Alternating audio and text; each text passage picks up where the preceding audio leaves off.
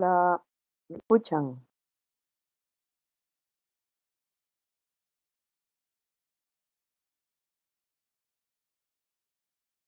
Ok, perfecto, ya alguien respondió. Bueno, muy bien.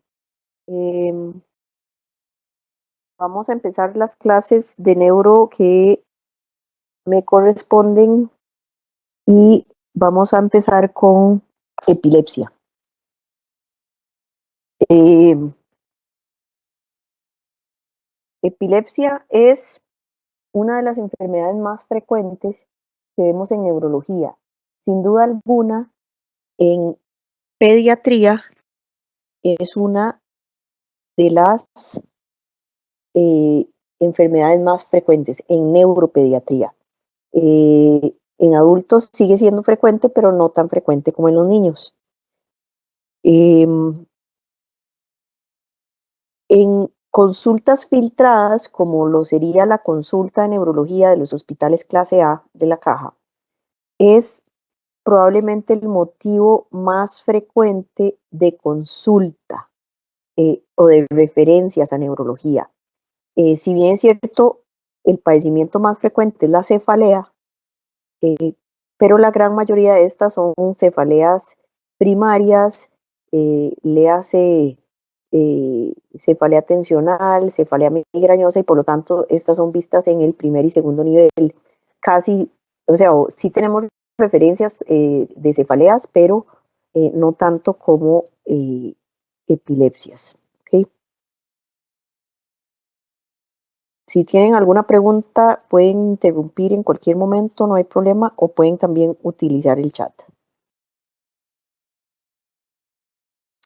Bueno, entonces vamos a hablar un poco de algunas definiciones, vamos a hablar de cómo abordar un paciente en el cual sospechamos que pueda tener una crisis convulsiva, vamos a hablar de la clasificación, del tratamiento y mencionar brevemente lo que es el estatus epiléptico.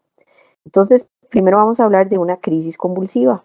Una crisis convulsiva es la ocurrencia transitoria de signos y o síntomas. Vean que aquí puede que sean solo síntomas, puede que sean solo cosas que el paciente describe y que nosotros no vemos externamente. Esto tiene que ser por actividad neuronal cerebral anormal, excesiva o sincrónica. ¿Okay? Eh, Hay una excepción a esta definición que sería, digamos, el estatus epiléptico porque no es tan transitorio. Ahora hay pacientes que pueden empezar con un estatus epiléptico y fallecer, ¿verdad? Entonces, en ese caso nunca se hizo transitorio, pero claramente una crisis convulsiva, la gran mayoría sí van a ser transitorias. Eh, Vean que acá tal vez es importante hacer la diferencia con el síncope de que no necesitan una recuperación espontánea.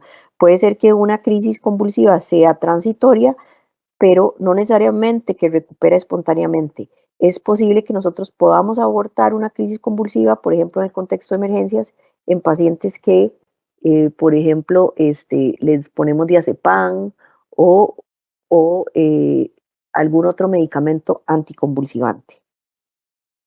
Entonces, ¿qué es la epilepsia? Entonces, la crisis convulsiva es el episodio en sí que presenta el paciente, el episodio convulsivo. La epilepsia es la enfermedad caracterizada por crisis convulsivas recurrentes, ¿verdad? Entonces, epilepsia la enfermedad, convulsión o crisis convulsiva sería cada episodio por separado. Entonces, en Estados Unidos se habla de una prevalencia aproximada de 0.6%. Aquí en algún momento se había hecho un estudio y estaba aproximadamente en 0.9, casi un 1% de la población, que es bastante, ¿verdad? Entonces, eh, es muy probable que nosotros conozcamos eh, en algún momento pacientes o personas que tienen epilepsia por ser tan frecuente. La mayoría de los pacientes, aproximadamente un 75%, van a ser crisis idiopáticas o epilepsias idiopáticas y esto lo que quiere decir es que no son secundarias a una lesión cerebral conocida, sino es como un poco para hacer la analogía, existe, por ejemplo, la hipertensión arterial esencial, eh, que sería como decir primaria, idiopática, etcétera, o las causas secundarias, ¿verdad? Que en el caso de las no idiopáticas serían las epilepsias lesionales, y aquí entonces tenemos a los pacientes que han tenido un evento cerebrovascular, que tuvieron una meningitis, que tienen un absceso, que tienen un tumor, o sea, hay alguna lesión en el cerebro que produce las crisis. En algunos de estos pacientes con epilepsias idiopáticas, es posible que no se puedan estudiar desde el punto de vista genético, pero si, por ejemplo, el paciente dice, bueno, es que mi hermano convulsiona, mi tío convulsiona, mi abuelo convulsiona, uno sospecha que hay una base genética, aunque no la podamos demostrar, y sí en algunos centros de investigación, pues se pueden hacer estudios, sobre todo asociados a canalopatías, trastornos en los canales del sodio, el potasio, etcétera, de las neuronas que pueden causar eh, eh, problemas genéticos que se manifiestan con epilepsia. Dos terceras partes de los pacientes con epilepsia van a iniciar sus crisis en la niñez, ¿verdad? Eso quiere decir que el resto del tercio, el restante son pacientes adultos, y entonces esa es una pregunta muy frecuente en la consulta de neurología de adultos, donde el paciente se queda extrañado cuando uno le hace un diagnóstico de epilepsia, y es que ese paciente usualmente eh, lo que va a preguntar es, qué raro, y esto no es algo que tiene que empezar en la niñez, y pues obviamente no es algo que tiene que empezar en la niñez. Pero hay algo completamente que sí es un requisito importante, y es que los cuadros o las crisis convulsivas epilépticas sean episodios estereotipados. Entonces voy a preguntarles, ¿alguno de ustedes sabe qué quiere decir estereotipados?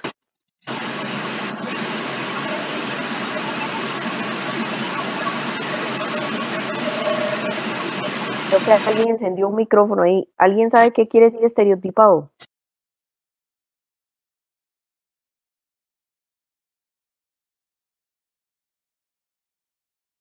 Exacto. Entonces el doctor López dice que esas crisis son iguales.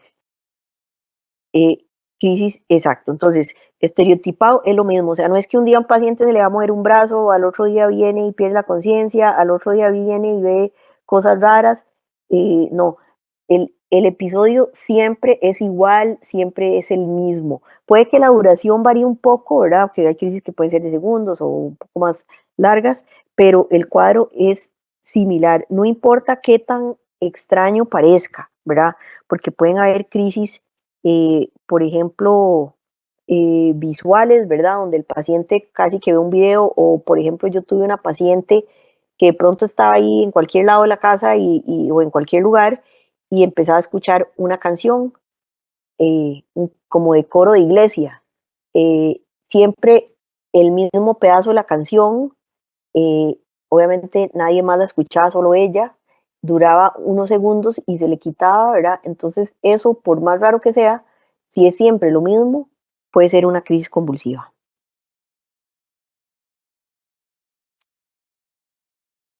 Entonces aquí vemos cómo hay una neurona que está haciendo sinapsis, ¿verdad? Entonces tenemos acá la neurona presináptica y la neurona postsináptica. Aquí tenemos las vesículas de glutamato que van a viajar. Yo no sé, creo que este video se pegó, ahí viene. Bueno, entonces entra el calcio a las células, ¿verdad? Y entonces aquí vamos a tener eh, el paso de las vesículas, en este caso de glutamato, porque es la neurona presináptica, y en este caso de GABA, porque esta sería la interneurona inhibitoria, ¿verdad?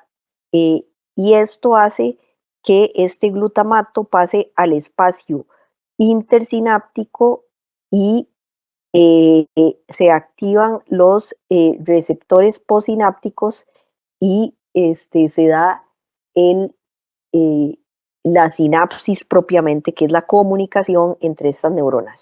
Si en este caso llega el efecto más bien del neurotransmisor inhibitorio GABA, entonces más bien se bloquea esa transmisión. Entonces, esto es importante saber porque nosotros siempre hablamos de la sinapsis como algo que se da del punto de vista excitatorio, ¿verdad? De una neurona presináptica a una neurona postsináptica y que involucra el neurotransmisor glutamato como el neurotransmisor excitatorio principal. Sin embargo, sabemos que a través de todo el cerebro tenemos interneuronas inhibitorias que van a ayudar a modular la actividad sináptica del cerebro. Entonces, estos están literalmente distribuidos por toda la corteza cerebral, ¿verdad? Entonces, eh, y estas van a tener un papel importante en, en el desarrollo de algunos síndromes epilépticos. Eh, entonces, cuando tenemos convulsiones, estas van a ocurrir cuando las neuronas se activan sincrónicamente. Entonces, vean que usualmente las neuronas están disparando de manera sincrónica, ¿verdad? Entonces, conforme se están dando distintos procesos en distintas partes del cerebro. En algún momento estas pueden llegar y sincronizarse y empezar a disparar todas juntas. Ahí es donde entonces ocurre una crisis, ¿verdad? Estas despolarizaciones sincrónicas pueden darse en zonas del cerebro que tienen una excitabilidad anormal. Entonces, por ejemplo, un paciente que tiene un evento cerebrovascular, queda ahí literalmente una zona de gliosis, una zona de cicatriz, por decirlo de alguna forma, que puede hacer circuitos excitatorios que pueden dispararse fácilmente.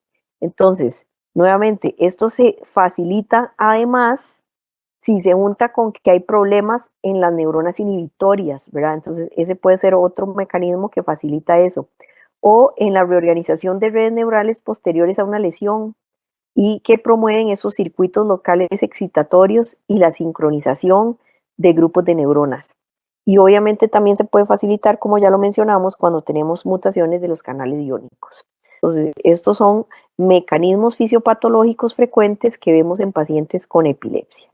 Entonces, ya para un abordaje clínico, entonces cuando viene un paciente, ya sea que lo vemos en el contexto de hospitalización, en emergencias o en la consulta, el primer paso siempre es uno, aunque el paciente venga referido por una crisis convulsiva o epilepsia, nosotros tenemos que echar un paso atrás y decir, bueno, ¿realmente se trata esto de una convulsión o puede ser alguna otra cosa que se pueda parecer, ¿verdad?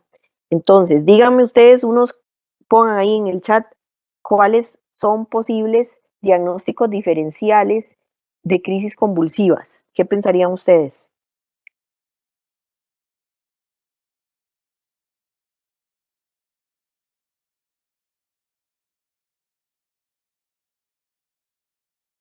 Hola, hola. Diagnósticos diferenciales de crisis convulsivas.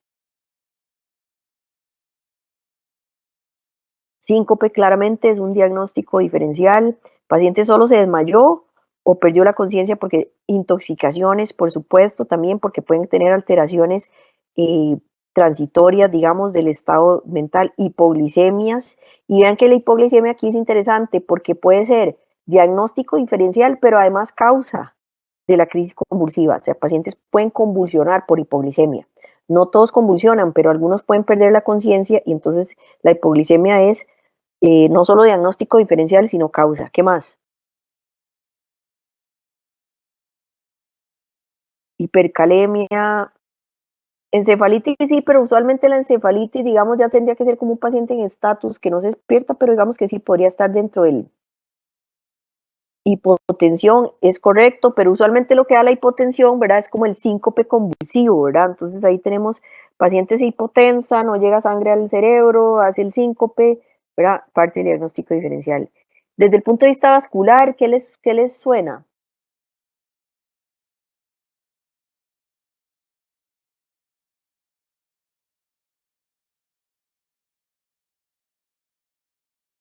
Un evento cerebrovascular, pero recuerden que el evento cerebrovascular es un paciente que queda con crisis, o sea, que queda con secuelas, ¿verdad? Usualmente. Pero digamos que acercándonos a eso, tenemos a la isquemia cerebral transitoria, ¿verdad? La isquemia cerebral transitoria, de hecho, les voy a decir, la mayoría de los pacientes que mandan a la clínica ictus por isquemias cerebrales transitorias, lo que tienen son crisis convulsivas, ¿verdad? Entonces, para ver, trastornos del movimiento, sí, algunos de estos trastornos del movimiento. Entonces, esto es nada más para que se den una idea de que la lista es larguísima de todo el diagnóstico diferencial, pero vamos a hablar de algunos que son frecuentes. Entonces, el síncope convulsivo. ¿Qué quiere decir esto? Bueno, el síncope corriente, ¿verdad? Es el paciente que pierde la conciencia súbitamente, usualmente se siente mal antes de la crisis, tiene esta sensación inminente de desmayo, se siente mal, a veces le da tiempo de avisar que se siente mal o de sentarse y el paciente pierde la conciencia. Típicamente no hay relajación de esfínteres, no hay movimientos, el paciente se despierta espontáneamente, vuelve la conciencia y entonces ahí el paciente inmediatamente sabe dónde está y se recupera al 100%. Eso es lo clásico. Algunos de estos cinco pues pueden hacer que esa hipoperfusión transitoria de que no llegó suficiente sangre al cerebro irrita un poco la corteza, entonces el paciente hace unos movimientos que parecen una convulsión. Si uno no los ha visto, bueno, es muy difícil digamos, como de explicar, pero este paciente se comporta todo como un síncope, excepto que hizo unos movimientos ahí, y eso sí, siempre son segundos, ¿verdad? Ese es el síncope convulsivo. Ya mencionamos la isquemia cerebral transitoria, las crisis conversivas, vean, este siempre ha sido un diagnóstico importante a tomar en cuenta. Son pacientes que por alguna razón u otra, eh, ya sea consciente o inconscientemente, eh, cursan con algún problema mental, emocional, etcétera, y, eh, y pues realmente no tienen una crisis verdadera, sino que simulan tener una crisis, ¿verdad? Ya sea para ganancia secundaria o simplemente porque literalmente ya no pueden más del estrés, ¿verdad? Tenemos las parasomnias, que esos son los trastornos del sueño, ¿verdad? Porque claramente existen algunas epilepsias nocturnas donde a veces es difícil diferenciarlas de pacientes que tienen trastornos del sueño, como trastornos del movimiento durante el sueño, etcétera, ¿verdad? Y alguien mencionó acá los trastornos del movimiento, sobre todo si algunos de esos trastornos del movimiento son transitorios, ¿verdad? Entonces obviamente pueden semejar algunas crisis. Esta es una lista re larga, pero no es para que se la aprendan ni nada, sino como para que tengan una idea de todas las cosas que se describen y cómo se clasifican. Vean los ataques de pánico, ejemplo, experiencias, out of body experiences, eh, trastornos del sueño REM, narcolepsia, cataplegia, etcétera. O sea, la lista es larga, ¿verdad? Y es importante tenerlo en cuenta. ¿Cómo hacemos entonces dentro de todo este diagnóstico diferencial para tener algunas claves que nos orienten más hacia es o no es una crisis convulsiva? Bueno, la mordedura de lengua es una de esas, ¿verdad?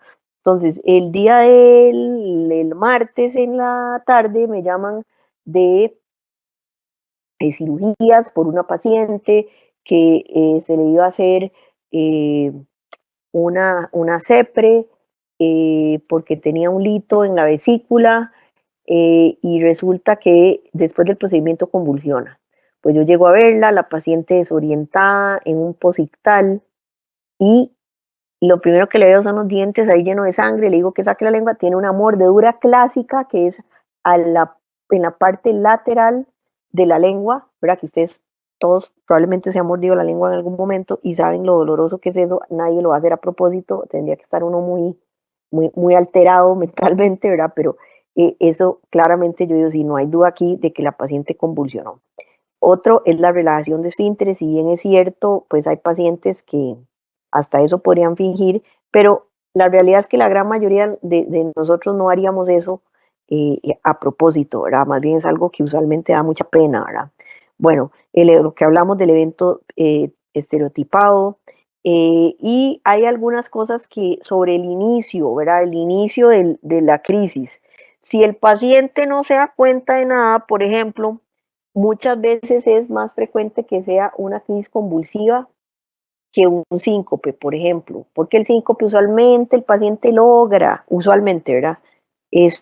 Darse cuenta de que algo anda mal.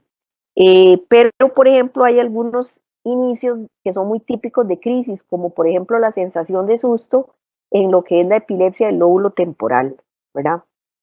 Por ejemplo, los automatismos muy clásicos de crisis, un parpadeo rítmico, el chupeteo, los movimientos de las manos. Es importante para tener estas pistas hablar con los familiares porque vean que en algunas crisis los pacientes van a perder la conciencia y claramente eso no se van a acordar absolutamente nada. Entonces, si el paciente no se acuerda de nada, es importante poder hablar con los familiares o realmente algún testigo, ¿verdad? Si la crisis fue en el trabajo, pues tratar de conseguir el teléfono de alguna persona que trabaja con el paciente, etcétera. Y preguntarle al paciente que si además de, digamos, una crisis florida, así, con movimientos clónicos y tónico y todo eso, donde ya no hay duda, si el paciente además de eso está teniendo algunas desconexiones. Y eso nos referimos, por ejemplo, a momentos de interrupción donde el paciente se queda perdido por unos segundos o minutos y luego vuelve espontáneamente, ¿verdad? También preguntar si el paciente tuvo crisis febriles en la niñez, porque eso aumenta el riesgo de crisis posteriormente. Y también los antecedentes heredofamiliares. Si es un paciente que tiene varios familiares con epilepsia, pues eso también va a hacer puntos a favor de esto. Entonces vean acá cómo esta parte de acá adelante y esta parte de acá atrás es lo que es parte del electroencefalograma normal. En algún momento esta actividad eléctrica se sincroniza completamente, empieza acá, ¿verdad? Frontal izquierdo, frontal bilateral, esto entra un poquito más allá, pero ya en este momento el paciente aquí está con una crisis generalizada, con sincronía de toda la actividad eléctrica del cerebro, ¿verdad? Entonces, esto que se ve más bonito, que uno podría pensar que esta es la parte normal, en realidad es la parte anormal, donde se da esa sincronicidad, ¿verdad? Entonces, de gabinete, ¿qué debemos pedirle a un paciente que viene convulsionando, ¿verdad? Eh, entonces, a estas alturas de la vida, en nuestro país y en el mundo entero, todo paciente que convulsiona debería poderse hacer un TAC de cerebro mínimo, ¿verdad? Y ese TAC de cerebro es con medio de contraste. Entonces es importante porque la mayoría los piden sin medio de contraste, pero el medio de contraste ayuda, vean lo que pasa con el medio de contraste, estructura de la barrera hematoencefálica, como puede haber en los tumores, etcétera. Entonces, este medio de contraste va a ser captado por el cerebro y es importante porque nos da más información. Si ustedes hacen el TAC sin medio de contraste, pues tenemos información claramente, pero no es completa. El TAC sin medio de contraste lo reservamos solamente para los pacientes que vienen con sospecha de ictus. Entonces, si no sabemos, le hacemos un TAC sin y con medio contraste, no pasa nada. Obviamente la resonancia es un estudio de imágenes mucho más detallado del cerebro, ¿verdad? Que podemos hacer en algunos casos, ¿verdad? Pero en el contexto de emergencias, pues obviamente lo que hay que hacer de primera entrada es un TAC. Y los laboratorios básicos, que sería glucosa, electrolitos, hemograma, pruebas de función renal, pruebas de función hepáticas, y tenemos que considerar, dependiendo de la clínica del paciente, si este amerita una punción lumbar. No todo paciente que convulsiona por primera vez hay que hacerle una punción lumbar, pero sí, por ejemplo, les voy a decir, ¿cuándo pensarían ustedes que podríamos hacer una punción lumbar en un paciente, por ejemplo, que llega al servicio de emergencias con su primera crisis convulsiva? ¿Cuándo pedirían ustedes una punción lumbar?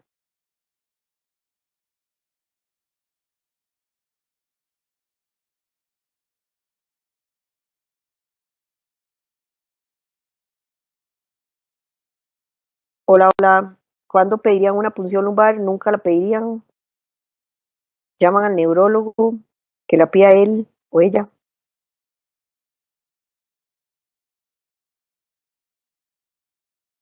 Hola.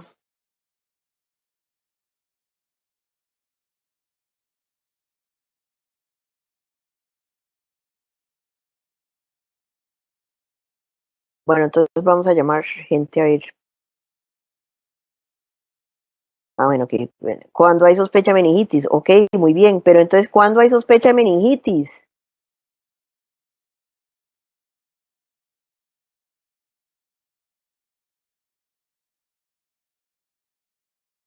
Sí, ¿cuáles son los signos de meningitis?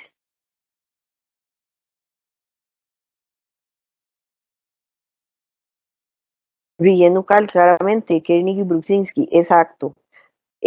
Cefalea va a depender de la cefalea, ¿verdad? Pero entonces, por ejemplo, si tenemos un paciente con una cefalea en estallido, que además convulsiona, pues claro, ahí podríamos hacer una punción lumbar. ¿Qué tal un paciente que viene en contexto de fiebre?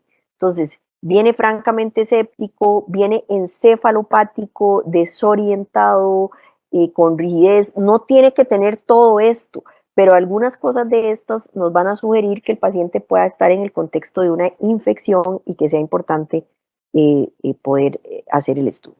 Bueno, entonces, ¿cómo clasificamos nosotros entonces las crisis convulsivas y por lo tanto las epilepsias? Entonces, ¿qué hacemos? Uno, clasificar el tipo de crisis. ¿Es una crisis focal? ¿Es una crisis generalizada?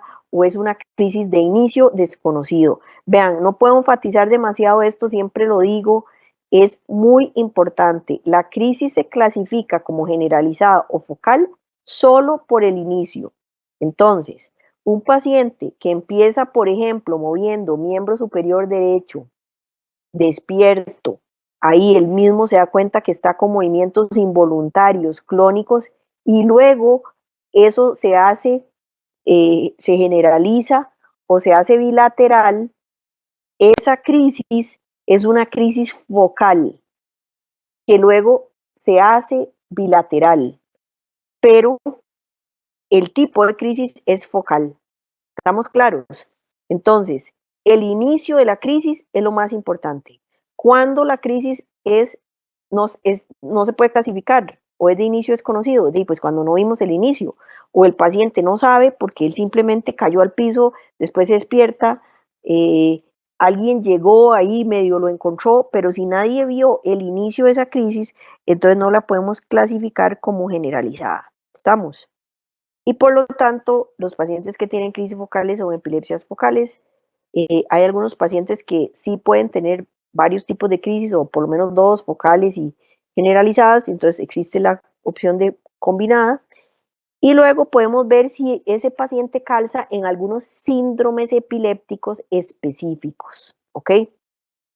Entonces, ¿qué tomamos en cuenta acá para el abordaje? Bueno, ¿qué enfermedades padece el paciente? Y eso un poco también nos va a ayudar a seleccionar los tratamientos que le vamos a ofrecer al paciente, pero también es importante recordar que no solo el ictus o el evento cerebrovascular se le estudia la causa, sino que a la epilepsia también le estudiamos la causa.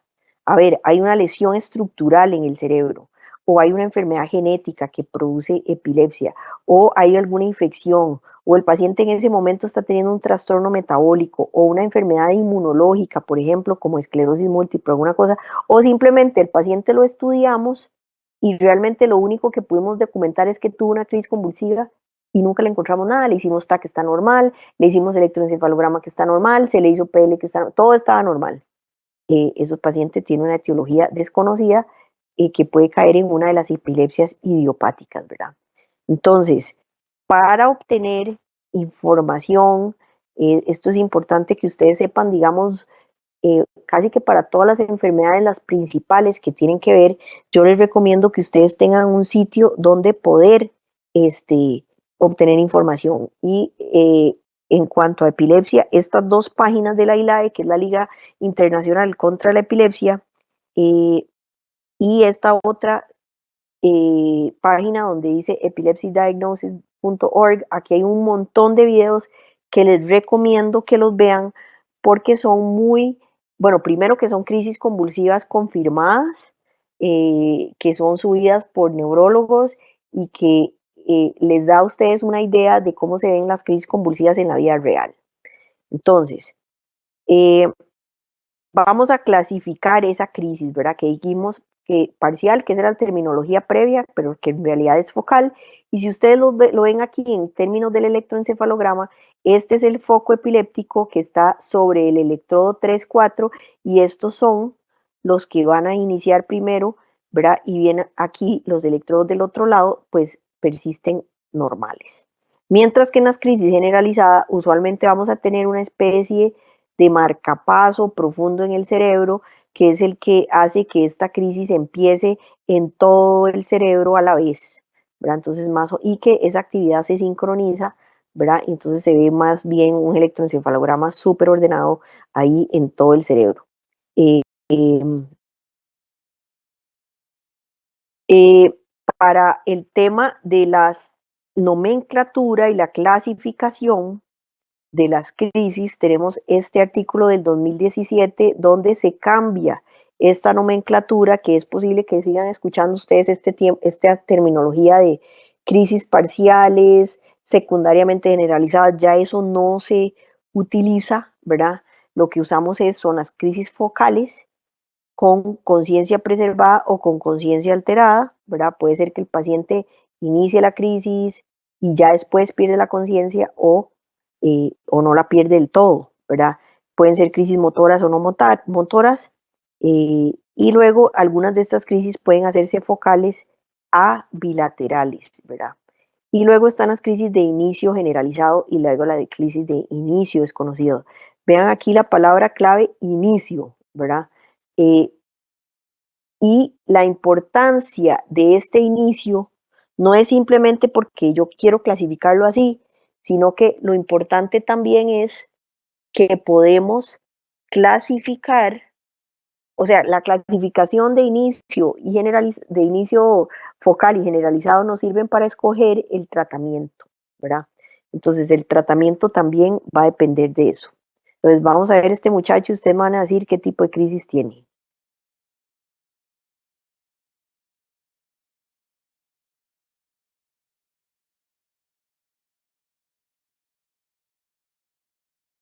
Vamos a ver, no sé por qué no está corriendo el video porque pareciera como que lo está bajando. Vamos a ver.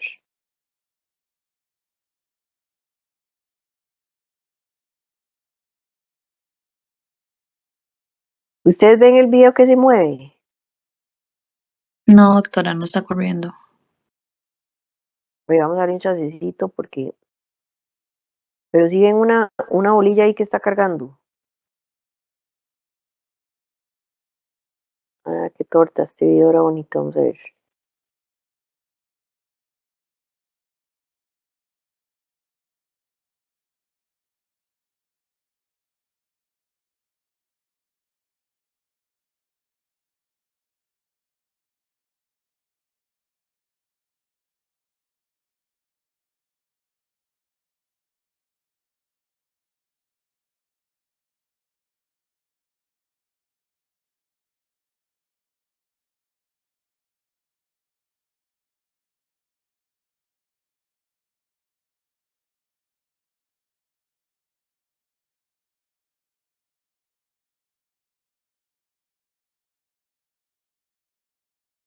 Voy a salirme un segundito, aquí nomás salir de la charla, nada más voy a reiniciar esta presentación a ver si hace alguna diferencia un momento.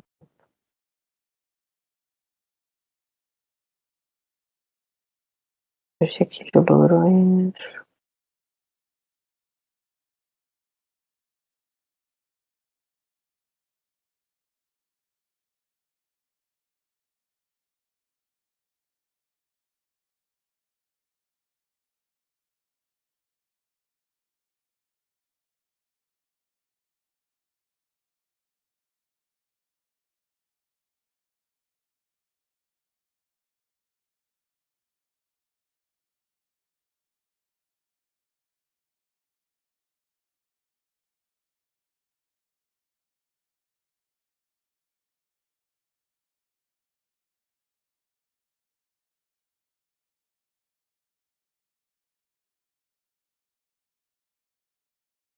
Mm,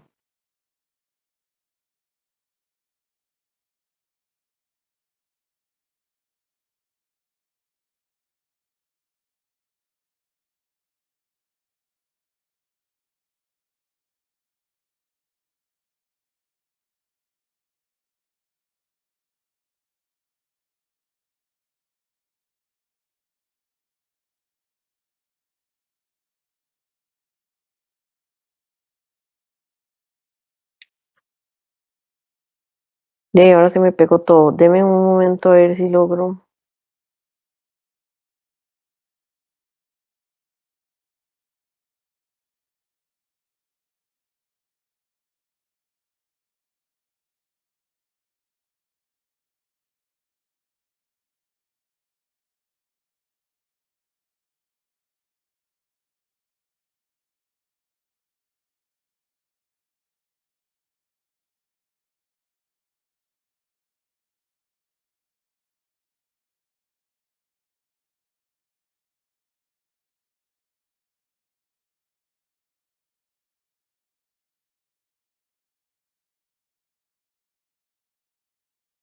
Sí, muchachos, se me pegó este video. Bueno, pero no importa.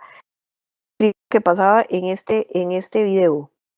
Este muchacho está aquí sentadito y con esta mano está jugando con esta parte aquí de lo que es digamos, esto donde va ya no, ya no sé ni cómo se llama esta vaina, el seguro, digamos, eh, para amarrarse acá.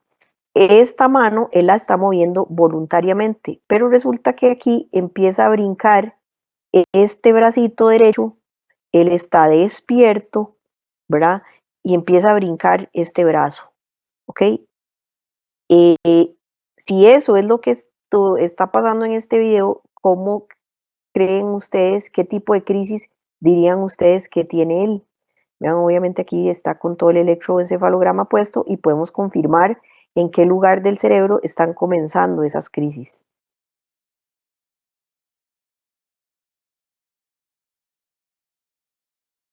¿Cómo clasificarían esa crisis?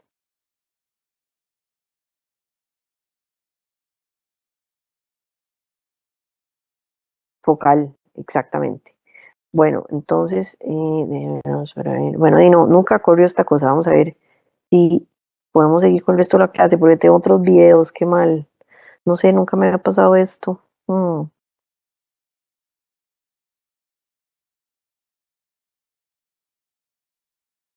Bueno, entonces aquí tenemos una crisis que sería en la clasificación focal y son movimientos clónicos. Bueno, ustedes no los vieron, pero son movimientos clónicos. Y aquí ellos le ponen unknown awareness, pero es porque hay un momento en la crisis donde no queda claro si el paciente está bien despierto o no. Vamos a ver, ojalá que esta corra porque esta es todavía mejor. Vamos a ver. Ay, no, qué pereza, no está corriendo. Esta crisis sí es eh, más clásica. Deben otro segundo, muchachos. Vamos a ver.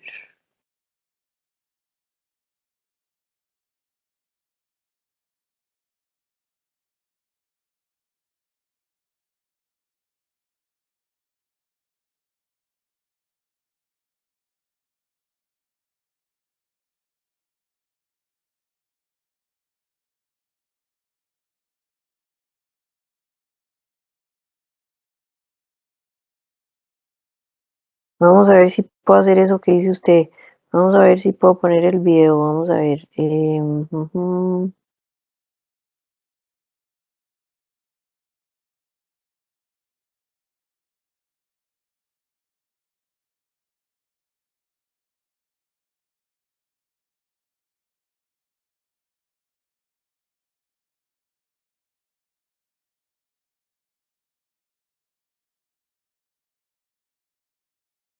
Dame paciencia con esto.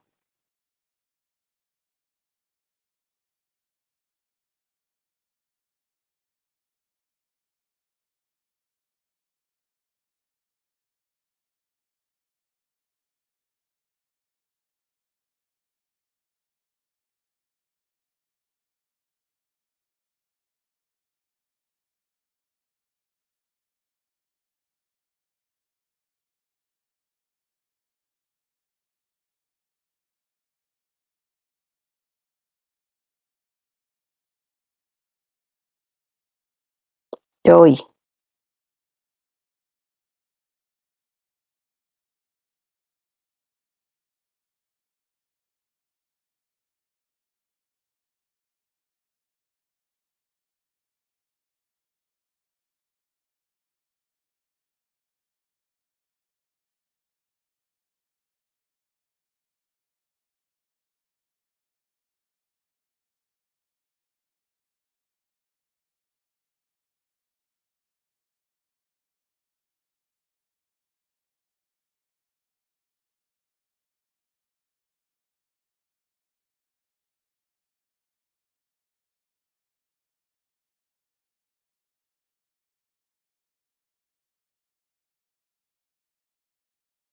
Ya voy, muchachos. Un momento, no, estoy haciendo una prueba aquí con otra cosa.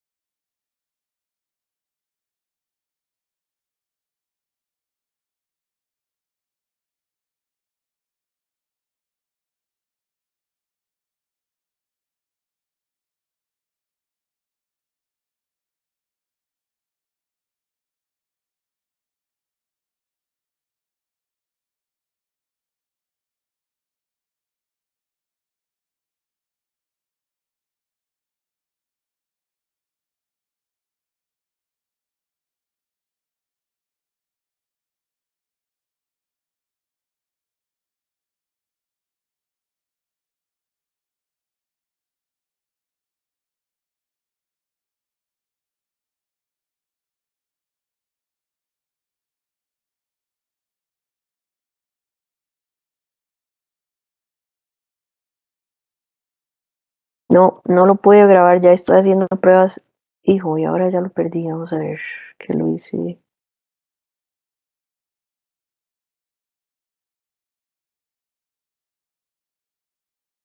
Ah,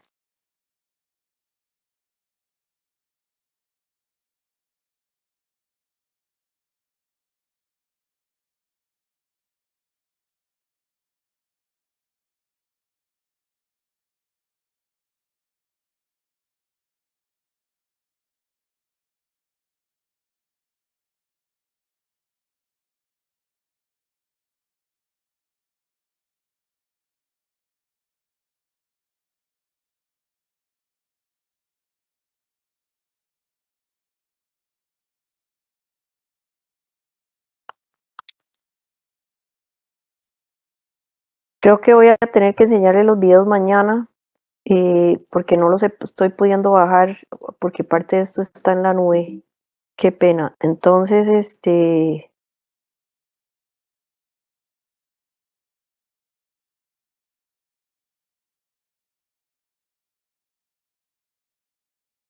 ok, vamos a ver. Ujú.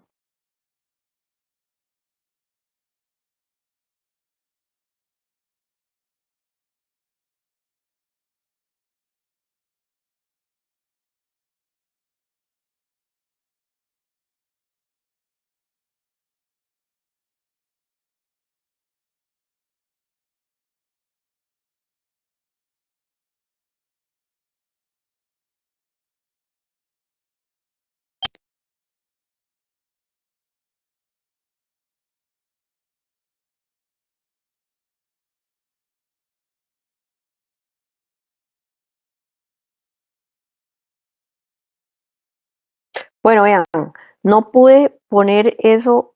eh, no lo pude meter al video, lo intenté, ni modo. Entonces mañana les enseño los videos. El punto es, y entonces mañana les enseño esta otra, que ya lo vimos ahí. Yo creo que va a pasar lo mismo.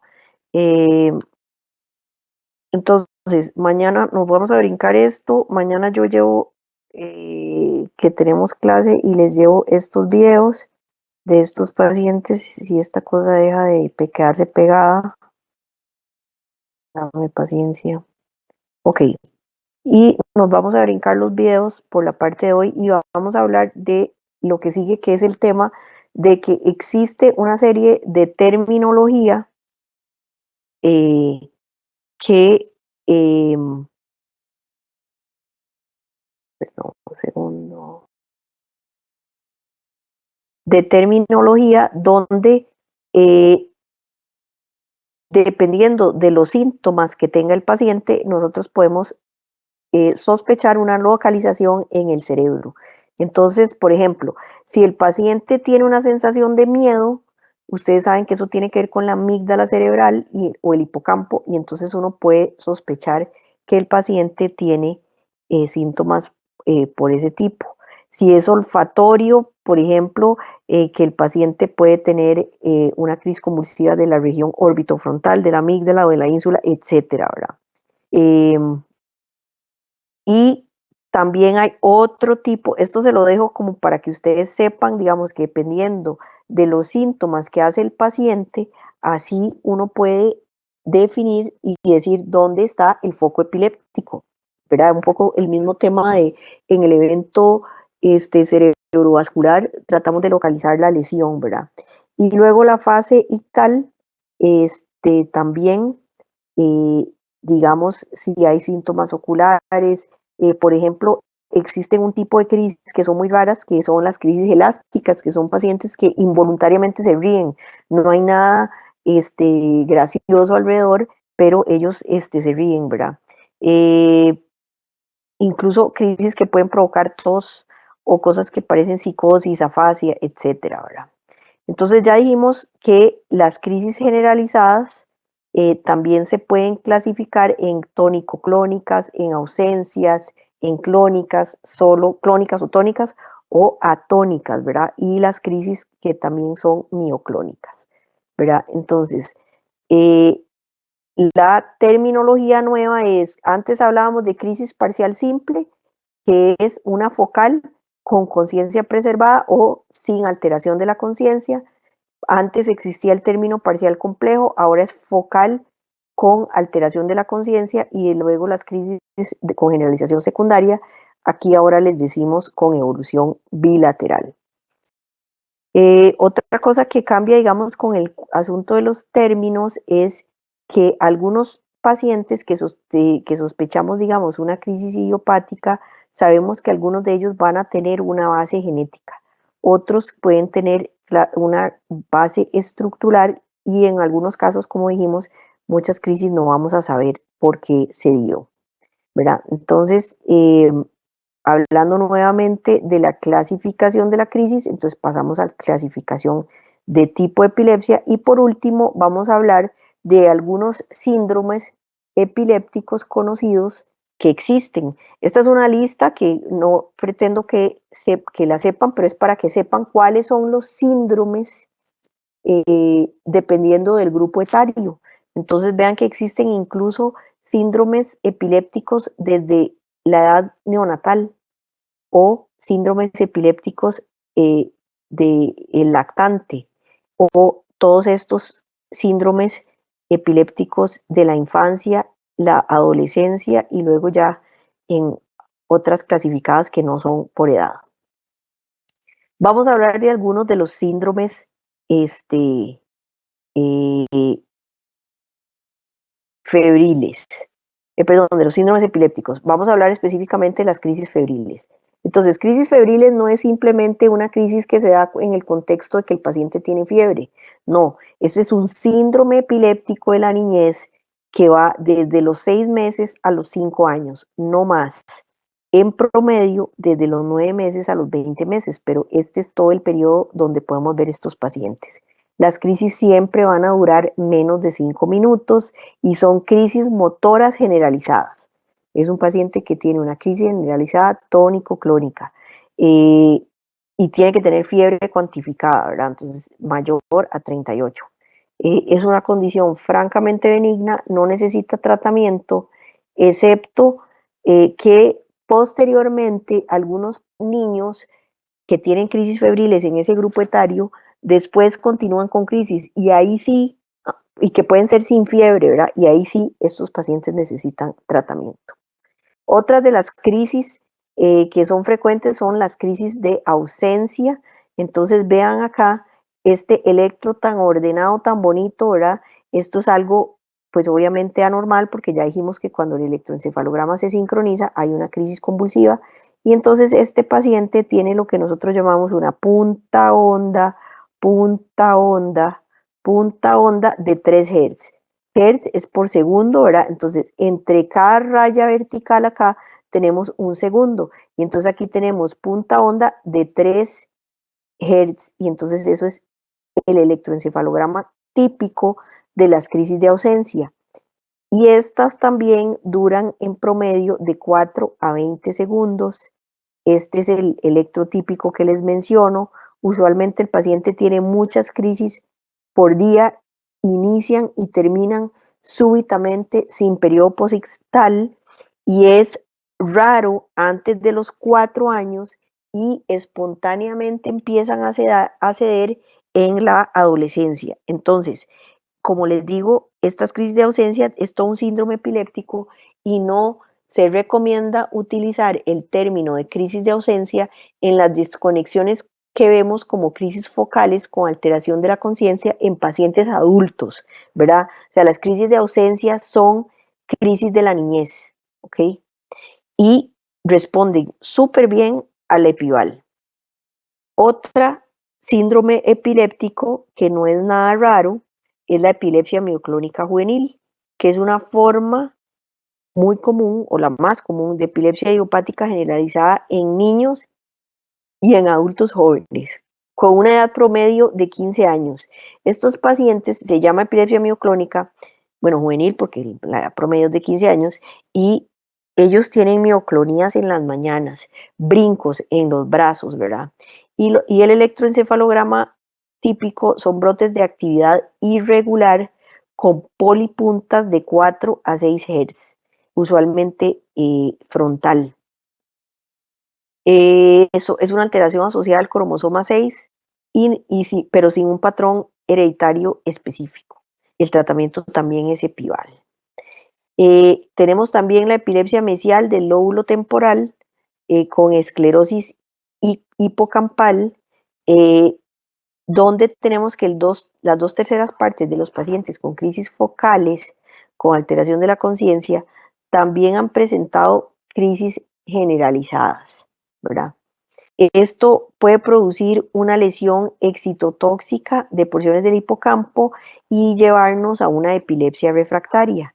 Este paciente va a tener posturas distónicas, o sea, es un movimiento, una postura anormal del brazo o la pierna contralateral y automatismos ipsilaterales. Entonces, ¿qué quiere decir eso? Si el paciente tiene una lesión o una esclerosis hipocampal del lado derecho, entonces él tiene en el brazo derecho, el paciente hace automatismos con la mano, por ejemplo, y con el lado izquierdo hace una postura anormal del brazo o la pierna, ¿verdad?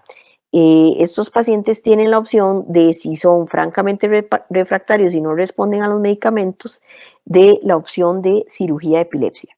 Y entonces ve aquí cómo podemos ver este paciente que aquí tiene un hipocampo, digamos, más bonito, y aquí se ve nada más como una raya oscura, ¿verdad? Eh, Aquí a la vez vemos, bueno, aquí cuesta verlo un poco más, pero se ve esta parte más brillante. Y tenemos una historia, digamos, que nos dio mucha información. Es un paciente que se llamaba Henry Moleson, que se conoce como el HM, que había tenido un trauma craneoencefálico a los 7 años y desarrolló una epilepsia refractaria. Eso es que le dieron todos los medicamentos que existían en la época y el paciente seguía convulsionando. Entonces resulta que en algún momento, como las crisis se originaban en la parte medial del lóbulo temporal, le quitaron ambos lóbulos temporales mediales. Se le controló la epilepsia bastante bien, pero el paciente quedó con una amnesia anterógrada y de memoria de trabajo, perdón, con la memoria de trabajo intacta y procedimental, pero con una amnesia anterógrada completamente alterada, eh, y vivió 55 años sin memoria. Este paciente no pudo grabar memorias nuevas después de eso y entonces todos los días llegaban los médicos y él se presentaba, ¿verdad? Eh, el cerebro, este cerebro que están viendo acá está guardado en la Universidad de California en San Diego y ha sido uno de los pacientes más estudiados de la historia porque acá aprendimos mucho de la memoria y gracias a este paciente. Entonces vamos a hablar un poco del tratamiento y eso lo escogemos dependiendo del tipo de crisis, dependiendo de los efectos adversos más frecuentes de ese tratamiento y las enfermedades que padece el paciente. Y obviamente también hay que tomar en cuenta la posibilidad de embarazo en mujeres jóvenes que necesitan tratamiento anticonvulsivante, porque algunos de estos medicamentos, y sobre todo el Epival, causan malformaciones en el embarazo, o sea, en el feto, perdón. Obviamente el tema de la herencia también lo vamos a contemplar. Voy a hablarles no de todos los anticonvulsivantes que existen, sino de los más frecuentes de primera línea que existen y que todo médico general puede recetar. Entonces, uno es la carbamazepina, cuya es un medicamento de la marca Novartis. El nombre comercial es el Tegretol. Las tabletas son de 200 miligramos y la dosis por día va de 400, o sea, en adultos, ¿verdad? Estas no son dosis pediátricas. En adultos mínimo hay que dar 2 tabletas al día en 2 tomas, con una dosis máxima, perdón, de 1600 miligramos por día, que se reparten en cada 12 o cada 8 horas. Es un medicamento de primera línea para crisis focales. El inicio de este medicamento debe darse de forma gradual porque si no el paciente no lo tolera, le puede dar más náuseas, mareos, somnolencias, etc. Hay que vigilar de manera, digamos, periódica. Yo usualmente les dejo un examen al año para ver si el paciente ha hecho hiponatremia o alteración del hemograma o las pruebas de función hepática. Eh, Funciona muy bien también en pacientes que tienen dolor neuropático. Entonces, por ejemplo, si el paciente, qué sé yo, es diabético y además tiene polineuropatía diabética y le duele, o por ejemplo, si el paciente tuviera una, eh, em, una neuralgia del trigémino, que también es otro tipo de dolor neuropático, le podemos dar Tegretol. Otro de los medicamentos que utilizamos, que en este caso este es de primera línea para los pacientes con crisis generalizadas, tenemos el valproato, cuya marca original es el Epival, eh, y la dosis mínima igual son 2 tabletas al día, con dosis máxima de hasta 60 miligramos por kilo por día. Desgraciadamente tiene algunos efectos secundarios relativamente frecuentes, a la gente se le cae un poco el pelo, aumenta de peso, pueden tener un poco de temblor, afectar el perfil de lípidos, pero se utiliza mucho en pacientes que tienen migraña y epilepsia, ¿verdad? Y por último vamos a hablar del Epamin, que es uno de los medicamentos más utilizados en la caja para el manejo de crisis convulsivas, porque este se toma solo una vez al día. Tiene varios nombres, ¿verdad? Decimos Epamin, Dilantin, difenilidantoína, fenitoína. Las tabletas son de 100 miligramos y la dosis mínima de 200 miligramos hasta 400 miligramos.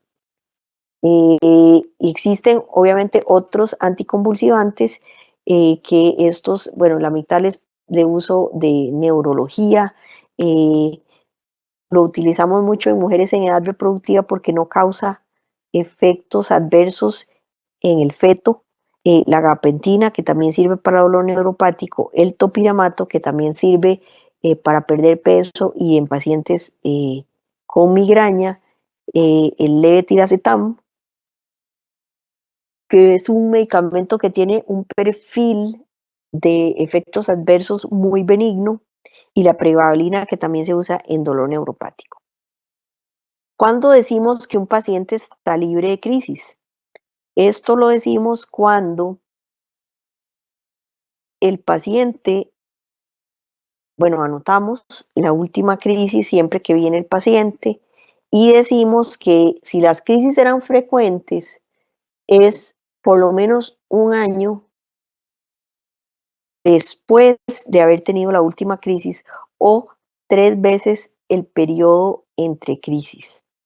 ¿Y cuáles son algunos de los factores de buen pronóstico que nos pueden ayudar a decir si el paciente realmente ocupa tratamiento para el resto de la vida o no lo necesita? el hecho de que las crisis hayan empezado de forma generalizada en la vejez es algo positivo. Obviamente, si el paciente no tiene antecedentes heredofamiliares, es algo positivo. Si los electroencefalogramas que hemos hecho entre crisis son normales y si las imágenes son normales, el paciente tiene menor probabilidad de necesitar tratamiento crónico. Y usualmente empezamos a bajar la dosis de tratamiento después de que el paciente se encuentre 3 años libre de crisis. ¿Qué hacemos con la epilepsia refractaria? Uno pues se define como un paciente que continúa con crisis a pesar de 2 o más anticonvulsivantes apropiados. Y ahí es donde tenemos que referir al paciente a la clínica de epilepsia. Existen otros tratamientos que algunos los van a ver en los hospitales centrales, como por ejemplo el Hospital de Niños, que tiene un programa de dieta cetogénica, por ejemplo de cirugía de epilepsia, o el estimulador del nervio vago, que es el marcapaso vagal, que ayuda como cualquier otro medicamento, y la gamaglobulina. Yo creo que hasta aquí llegamos. Una pregunta, ¿ya vieron con el doctor Ramírez la clase de estatus convulsivo?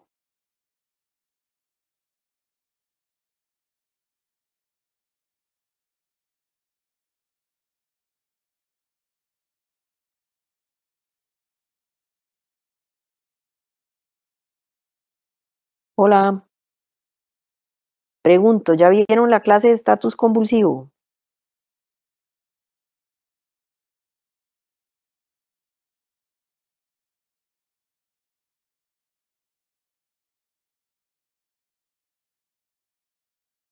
Pero no saben si se las van a dar. O sea, si la tienen en el programa, no saben. Bueno, voy a mencionarlo, yo creo que él sí la va a dar, pero entonces nada más voy a mencionar que nosotros antes, cuando yo era estudiante, se definía el estatus convulsivo como una crisis, y bueno, aquí está este artículo por si lo quieren eh, leer, como una crisis que no paraba en 30 minutos. Eso se ha bajado a 5 minutos. Un paciente que continúa de forma continua a 5 minutos, ya lo consideramos en en estatus convulsivo. Eh,